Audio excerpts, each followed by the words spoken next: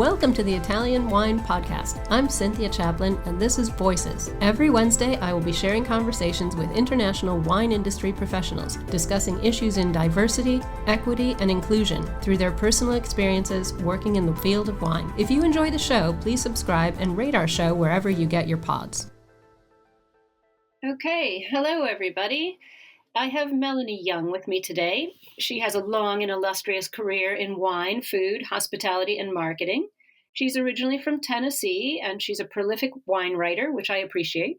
She owned her own PR events agency for 20 years and served as the director of the James Beard Foundation Awards, which she helped to create. Melanie and her husband, David, host a popular weekly radio show called The Connected Table in the U.S., and she's also a certified holistic health coach and an 11-year breast cancer survivor with an award-winning book called Getting Things Off My Chest. Excellent title. So hi, Melanie. Thank you for joining us today. Hi, Cynthia. Good to hear you. I'm always happy to talk to somebody who's sort of from the middle of the States, as I am from Ohio myself. You're originally from Tennessee, as I said, and I'm just wondering, sort of back in the day, nobody in Ohio or Tennessee knew much of anything about wine. So how did you get interested? It's a great story. My dad was a wine educator for 35 years.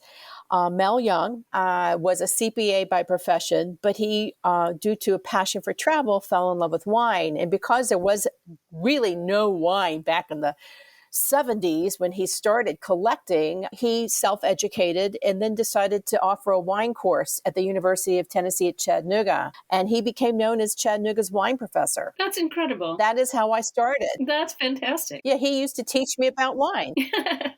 Well, there's nothing wrong with learning about wine from your father. I'm an educator myself, so all of my children have learned about wine at my knee. I think that's the best way to do it. So you were interested as a fairly young person then. Oh, I have a funny story. I was so interested. It was my special bond with my father. And even though he's passed, it still is when I drink a fine bottle of wine, because he would take me to the cellar and taste with me, even though I was underage. So when I was 15, I decided for a public speaking class that I wanted to teach my classmates how to properly open a bottle of wine. And I had my tasse de vin and my corkscrew, my bottle. And it was a great presentation, but because I was underage, they wouldn't let me open the bottle of wine. So I considered myself a wine sophisticate at an early age. That's excellent. I love that. So taking that love of wine and the joy that you found, as a young person, how did you get from that point of a 15-year-old delinquent, illegal wine drinker to a career in wine and your own public relations agency? I originally wanted to be a journalist or a magazine editor, and Helen Gurley Brown, who was the owner and founder of Cosmopolitan, was my dream job. But it was hard getting a job. Everybody wanted to be a journalist. In those days, it was after Watergate, and everybody wanted to be a journalist. So I fell into public relations because it involves a lot of writing. And I have a natural ability, thanks to both my parents who organize fundraisers and are very social, of just a natural innate ability to connect people and make people feel at ease. So I fell into public relations. And then because I was a woman, I fell into the hospitality end of the business, because that's in Atlanta where my first job was. That's where the women tended to have assignments versus science and business and other things. And because I loved eating and drinking and ate and drank with my parents at great restaurants when we traveled a lot, it was a natural fit. So that was the progression. And I was very fortunate to work with some top hoteliers, which is my original start was in restaurants and hotels. And that's how I evolved into the wine aspect of it.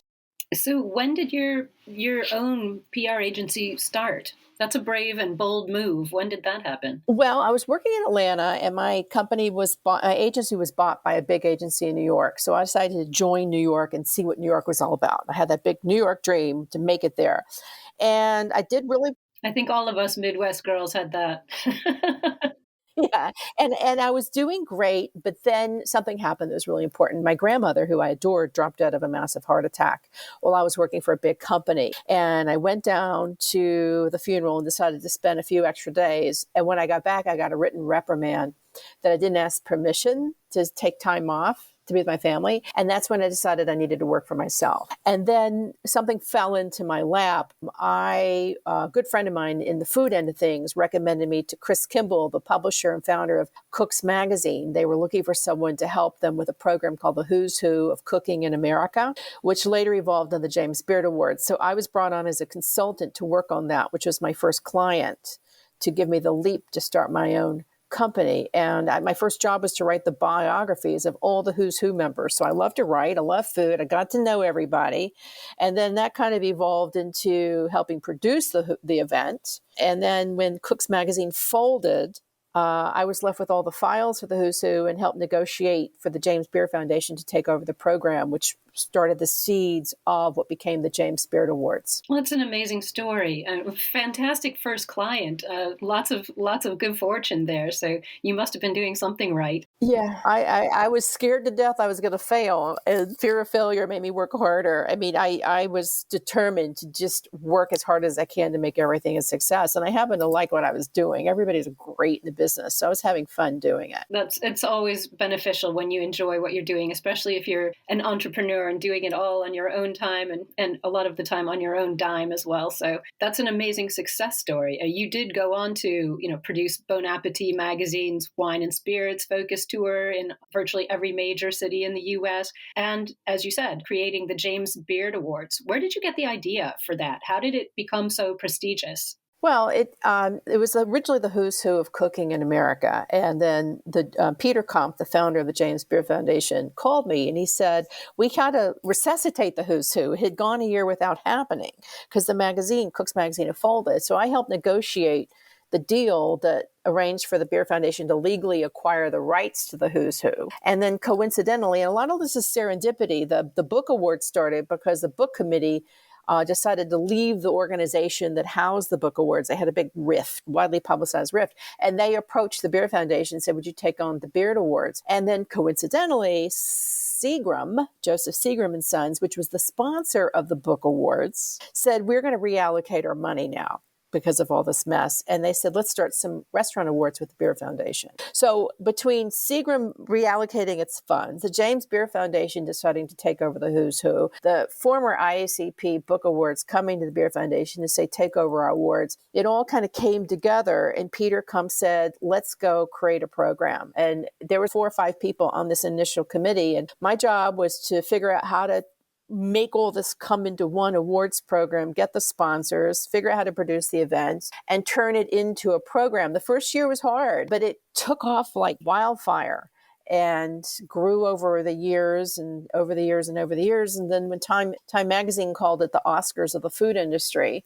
in a big article, that was it. Well, it's been obviously a fantastic success, and it's the goal of every chef to be nominated. So you took something that was just a seed of a rather dead idea and turned it into something that's thriving. That's incredible.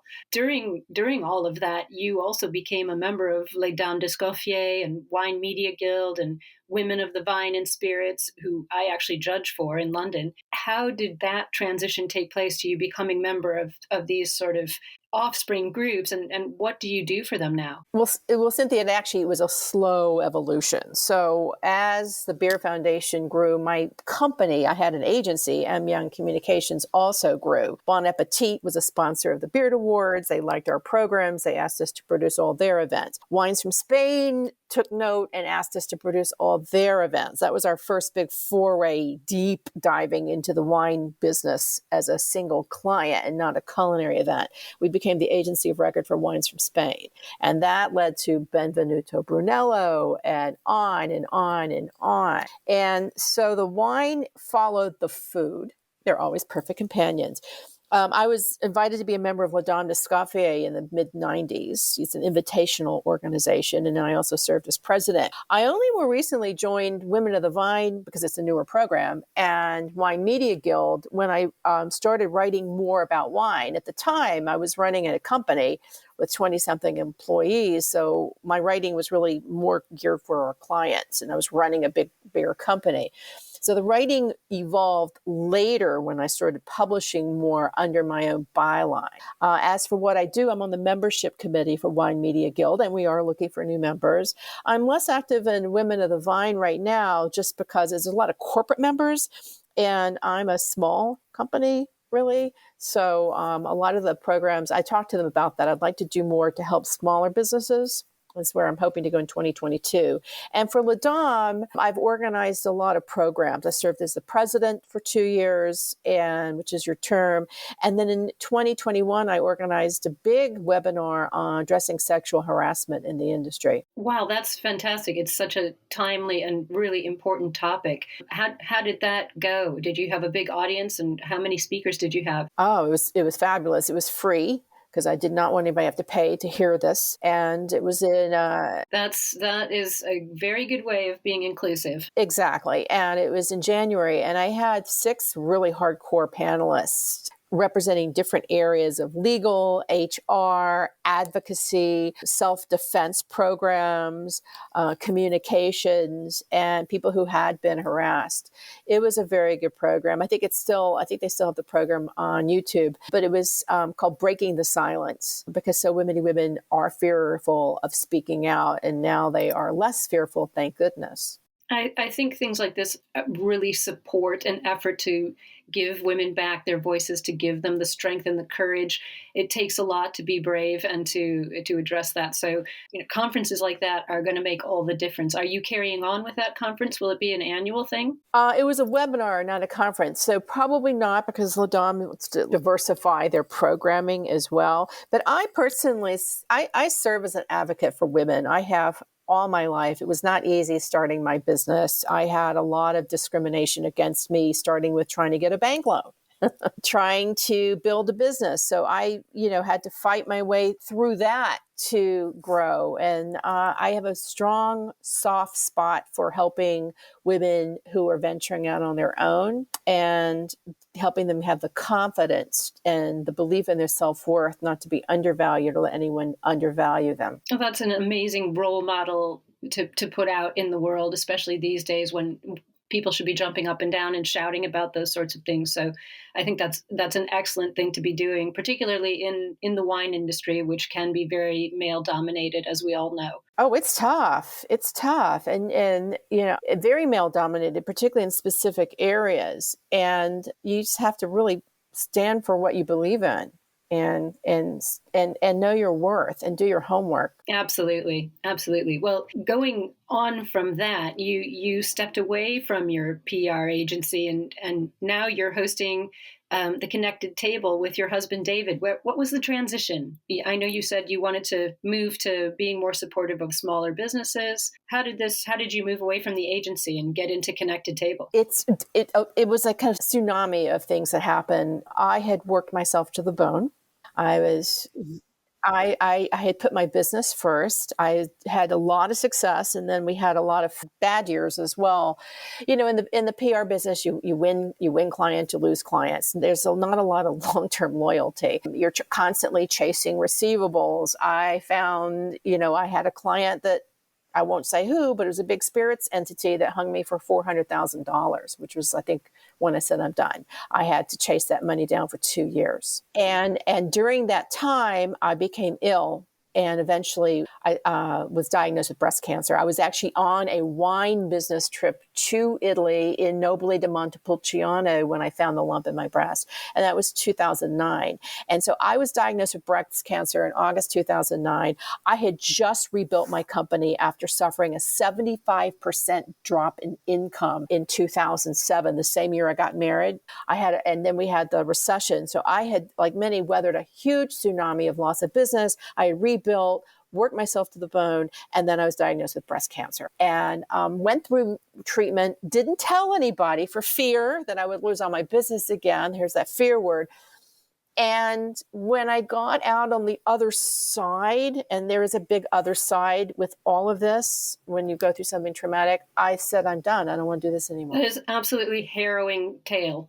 I think that's going to resonate with a lot of our listeners because I know many women who've been in similar circumstances where they've worked hard, either raising a family or in a career, and then have had a traumatic illness and kind of reassessed. So your reassessment was to head towards Connected Table. Is that how that happened? Well, that evolved also. So my reassessment was this. I started writing a blog because I had really bad chemo brain and I couldn't tell. I remember I kept my diagnosis secret for 2 years. And so I wrote as therapy. And as I wrote, I developed the following. And I started to write a book. I wanted to write a book to help women who were newly diagnosed with breast cancer with the information that I couldn't find, which was like a cliff note or the Lonely Planet guide to the journey you don't take. I'm a passionate traveler. I couldn't find what I wanted to make my life manageable and stay in control while going through, with practical information. Everything was either very soulful or religious or technical. So I wrote this book, Getting Things Off My Chest, A Survivor's Guide to Staying Fearless and Fabulous in the Face of Breast Cancer, intended to help women say, I am going to do the best I can to take the best care of myself, be informed about what I need to do, but also I want to be in control the best I can and have what I can be a normal life within reason. And the book contract came just as I was finishing a year-long contract with Bill Deutsch, helping them with a big corporate thing. And they said, we contract's over and we've hired someone in-house. I said, well, that's fine. I got a book contract. So I set out originally to write that book and start over. And in the process was on media tour conducting interviews and a lot of radio interviews. And everybody said, you're a natural. And then the aha came when I decided that I wanted to become a storyteller and have my own media. I was a media expert in PR, but I wanted to control my own message and have my own voice. So that's how the Connected Table started. And also my other show, Fearless, Fabulous You, which is for women and supports women entrepreneurs in health. The Connected Table I co-host with my husband, David Ransom, who also was finding his voice because he was part of the company I closed.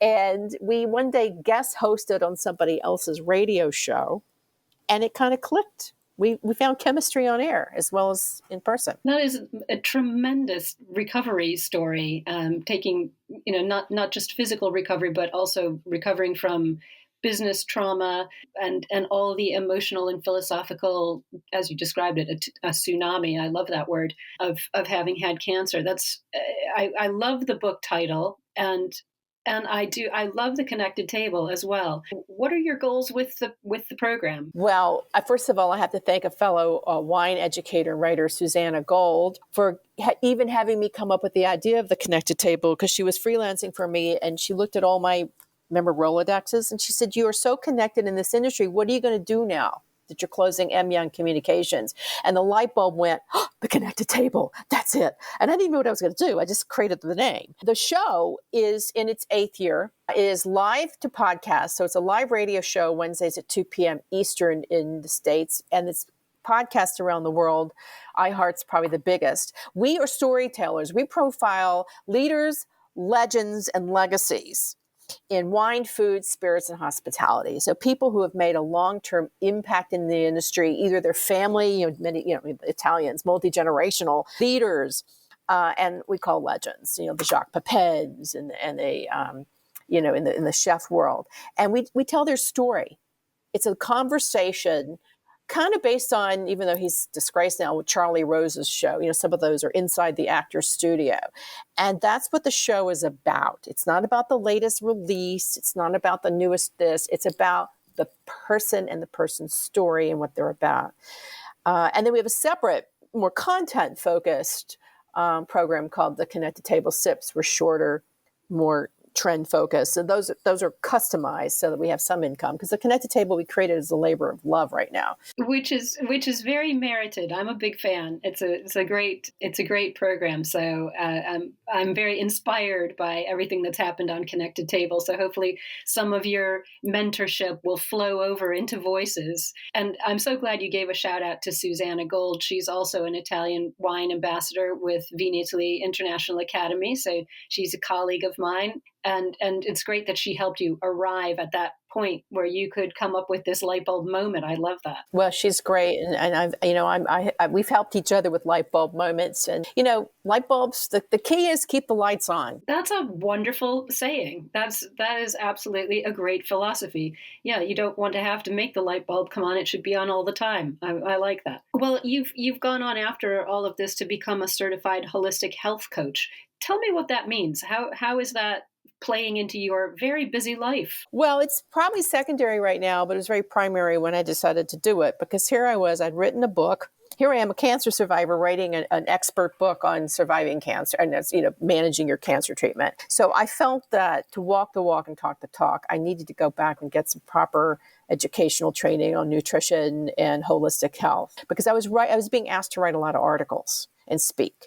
And so I enrolled in the Institute of Integrated Nutrition, which has now a great online program to teach you very much all aspects of holistic health, which is really what I stand for. Not one size fits all, dieting or this. It's how you live, because I'm a big believer it's not all about what you eat and drink, it's how you address what's eating at you, stress management. So I did the program. I've done some coaching. A lot of the people I've coached have become coaches. And then I realized the kind of coaching I really love to do, even more than health, is helping people figure out how to move on and reinvent their lives, or how to take their business to the next level if it's a startup. So I've been doing more of that type of coaching, which I really love to do because it helps people as I say, figure things out. That's incredible. That's amazing. Again, I see this long thread of mentorship through everything you've discussed. You obviously have that ingrained in your personality, and it sounds like you're spreading the joy everywhere, not only through wine and food, but also through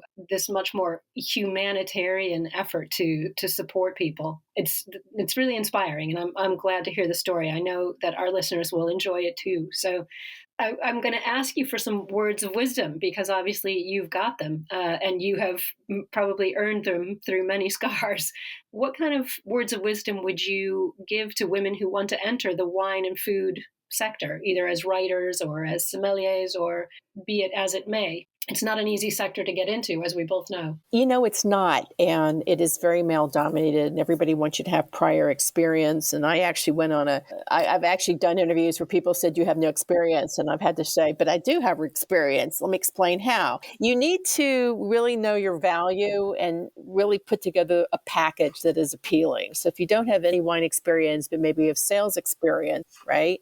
Go in that door. If you don't have one, it starts with, do you have any experience? And if you have none, get in the back door by learning and doing. I did it through public relations, right? So start with your toolkit. What are your best talents, your tool? And how can you use them and merchandise them to get into the wine business? Are you a good writer? Are you a good salesperson? Are you good at technology and social media? Figure out what you can offer people in the industry and go in that way. Because a lot of people in the business, particularly the companies, will hire people who have the related skill sets, but not necessarily the knowledge of wine. And then you get in that way. If you have a knowledge of wine, one of the best careers to be in right now that pays well, because writing does not, is public relations. There are a lot of people who are hiring in that end of the business right now, or with wineries, tasting room management and club management, where they're looking for people who know how to connect with people. There are so many jobs in that area right now. It's amazing. I'm so glad I asked for your words of wisdom. I knew you would have some, and those are really valuable, strategic ones, not sort of airy-fairy, but actually quite precise. Yeah, it may not be, that first job may not be the exact one you want, but it's all about creating stepping stones and avoiding roadblocks. Exactly. You just said something that we all know. Writing doesn't really pay these days. What advice would you give aspiring wine writers? Have a day job. Not really. Wine writing will not pay. I've tried it. It doesn't pay. I love doing it. I do it. But you got to find another. These days, we all have to find other avenues for income stream. And it's perfectly okay. It's perfectly okay. And it may be unrelated. I know many wine writers who have other jobs totally unrelated to wine. They're just different lives. I mean, for me, one of the great things is, again, one of the reasons I also pursued health coach certification and coaching is that gives me another area to write and talk about, so that if one isn't doing as much as I'd like financially, I can go in another. I also love and started a coaching and communications training program so that I can create and help people have the tools to be better communicators and coach them when they do need to do interviews. And that I haven't marketed enough, but that is a service I started this past year because I could do it virtually, because we all had to find more to do virtually. And so I dug deep into my toolkit and thought, where can I go earn some more and better money while I'm still writing, which I love to do, but I also want to make sure the bills are paid. So you've got to think about, again, go back to that toolkit and figure out how you can monetize every aspect of it in different ways. And don't be afraid to take jobs that are unrelated. It's perfectly okay. Yeah, well, I'm going to have to get the details of your coaching contacts so we can put those in the show notes, because I suspect, as I said, a lot of this conversation is going to resonate with a lot of our listeners who've either been impacted by COVID negatively, financially, or lost their job, or saw COVID as a moment to really think their lives and their priorities and are looking to do something new. So I will make sure that goes into the show notes so people can find you. Well, you said you like to travel a lot, and I really hope that you can make it here to Italy in the new year. And I know you've obviously had the chance to drink a lot of fabulous wines all over the world. So I have to ask, for Italian Wine Podcast, what's your favorite Italian wine? I love them all. But I will say, close to my heart will always be Brunello di Montalcino for many reasons. It was a client for many years, and we brought Benvenuto Brunello to the United States.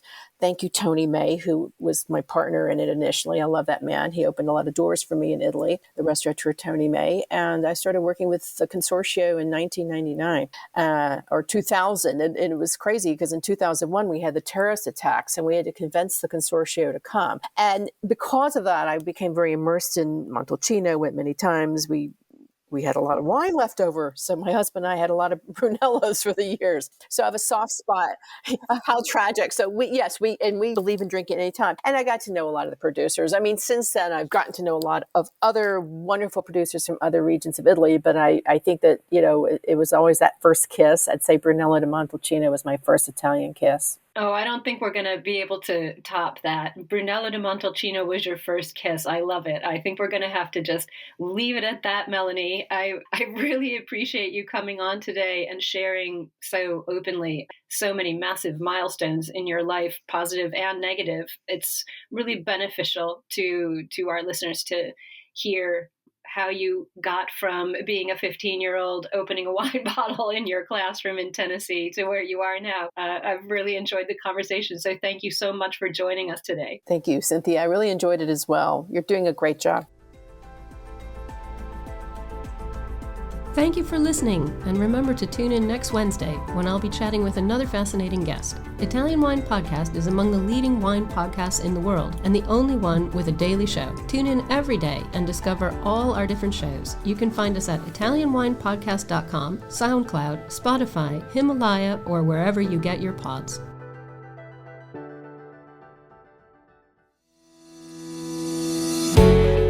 Hi guys, I'm Joy Livingston and I am the producer of the Italian Wine Podcast. Thank you for listening. We are the only wine podcast that has been doing a daily show since the pandemic began. This is a labor of love and we are committed to bringing you free content every day. Of course, this takes time and effort, not to mention the cost of equipment, production, and editing. We would be grateful for your donations, suggestions, requests, and ideas. For more information on how to get in touch, go to ItalianWinePodcast.com.